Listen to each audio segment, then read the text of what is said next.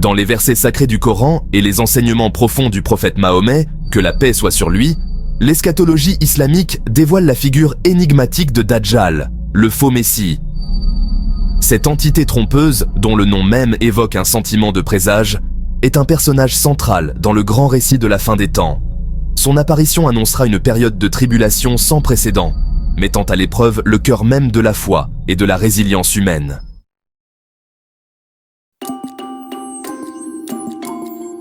Dajjal, un nom qui fait froid dans le dos des croyants, n'est pas simplement un personnage de mythe ou de folklore.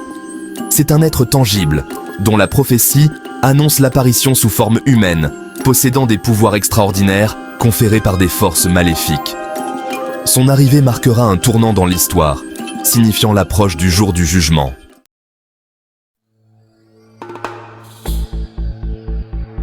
Pour aider les croyants à identifier cet agent du chaos, le prophète Mahomet, que la paix soit sur lui, a méticuleusement décrit l'apparence physique de Dajjal, soulignant les traits distinctifs qui le distingueraient de tous les autres.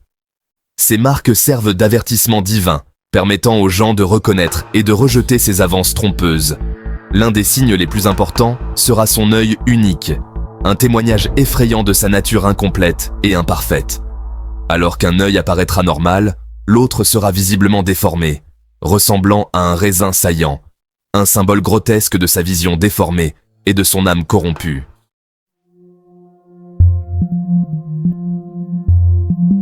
Le nom même de Dajjal a un sens profond dans la langue arabe, soulignant encore sa nature trompeuse.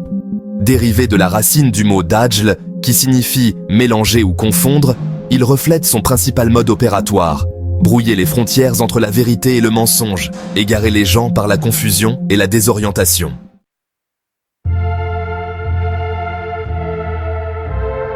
Alors que le temps de l'émergence de Dajjal approche, le monde assistera à une transformation effrayante.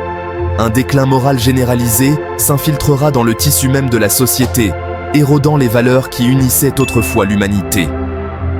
La confiance, la compassion et l'empathie diminueront, remplacées par la suspicion, la cupidité et une poursuite effrénée de la satisfaction personnelle.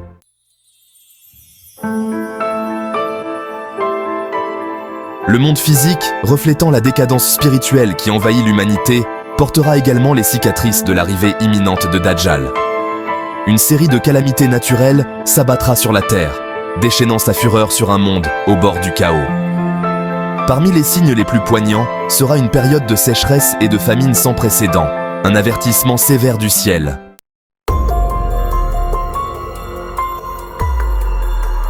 Parmi les signes les plus déroutants annonçant l'arrivée de Dajjal, il y aura une distorsion du temps lui-même, une manipulation du tissu même de la réalité. Les jours ressembleront à des années, et les années passeront en un clin d'œil, créant un sentiment de désorientation et de malaise parmi les habitants de la Terre.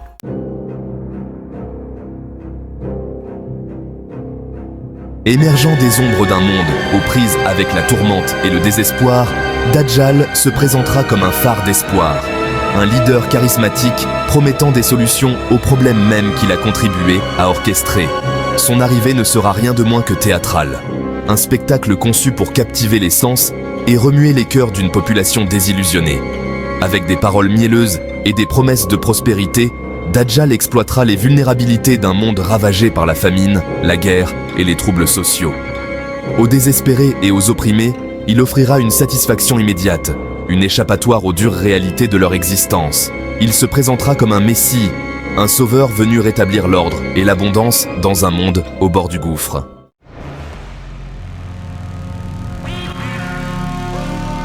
Alors que Dajjal resserre son emprise sur le monde, sa vraie nature commencera à se révéler. Le masque de la bienveillance glissera lentement, exposant l'entité maléfique qui se cache en dessous. Son règne, initialement caractérisé par des promesses de prospérité, sombrera dans une ère de tyrannie et d'oppression sans précédent, ciblant particulièrement ceux qui refusent d'abandonner leur foi en Allah.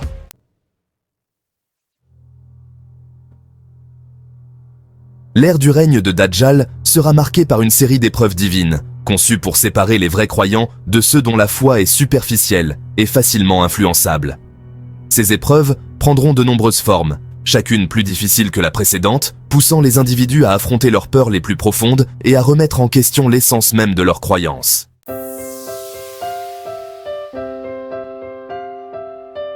Face aux tromperies accablantes de Dajjal et aux immenses épreuves de son époque, l'arme la plus puissante qu'un croyant possède est le bouclier impénétrable de la foi. C'est une croyance inébranlable en l'omnipotence d'Allah, en sa miséricorde infinie et en la certitude de sa promesse de triomphe final sur le mensonge. Cette foi, profondément enracinée dans le cœur, sert d'encre dans la tempête, apportant réconfort et force lorsque tout semble perdu.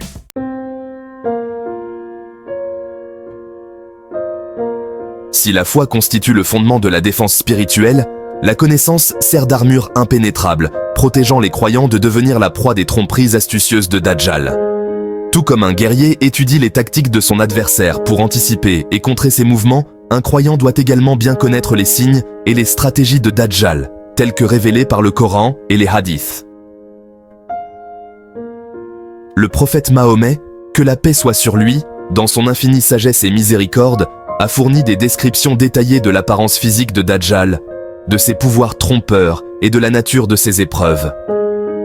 Cette connaissance, transmise de génération en génération par les érudits et accessible à tous ceux qui la recherchent, dote les croyants du discernement nécessaire pour reconnaître les mensonges de Dajjal, aussi convaincants soient-ils.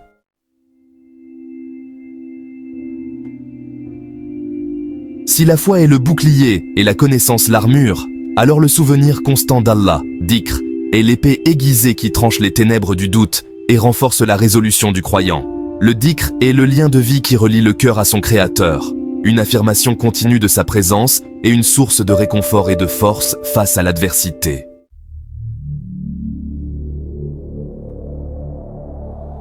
Alors que les ténèbres du règne de Dajjal atteignent leur apogée, projetant une ombre de désespoir sur le monde, une lueur d'espoir percera la morosité. Les cieux s'ouvriront et le prophète Issa, Jésus, que la paix soit sur lui, descendra sur terre, marquant un moment crucial dans le déroulement du drame de la fin des temps.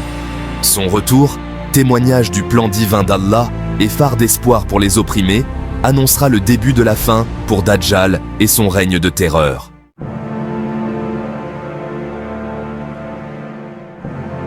La confrontation entre le prophète Issa et Dajjal culminera en une bataille épique, un affrontement entre la vérité et le mensonge, entre la direction divine et la tromperie satanique. Armé de l'épée de la foi et investi du décret divin, le prophète Issa affrontera Dajjal dans une confrontation finale qui déterminera le sort de l'humanité.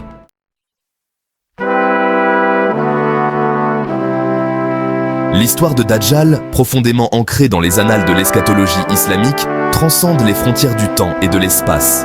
Ce n'est pas simplement un récit historique ou une prédiction d'événements futurs, mais une parabole intemporelle, riche d'enseignements spirituels et de leçons profondes pour l'humanité. Sa pertinence s'étend bien au-delà du domaine de l'invisible, offrant conseils et sagesse pour naviguer dans les complexités de notre monde actuel.